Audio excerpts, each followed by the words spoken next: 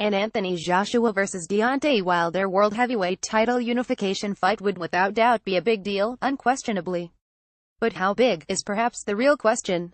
What seems to be holding up the fight from happening straight away is, according to Joshua's promoter Eddie Hearn, the fight needs building, and he has instead said he would rather Wilder fight his other heavyweight, Dillian Whyte, in a bid to make the Joshua showdown with Wilder much bigger. 50 Cent, who was present at the fight at the weekend and who was formerly in the boxing business not long ago as a promoter, said he thinks the fight is the biggest fight that can be made. If it happens, this is gonna be the biggest fight in boxing right here. Do you agree? Is a Wilder vs Joshua fight bigger than, say, a Joshua vs Fury fight, for example?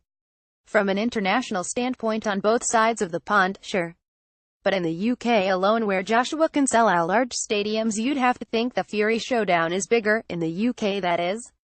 Ultimately it will come down to what makes the most overall money for the fighters and promoters, which remains to be determined. The fans don't care about that, though. If you ask any boxing fan, they'd more than likely like to see both fights happen. As long as the best fight the best, the money will follow, at the end of the day.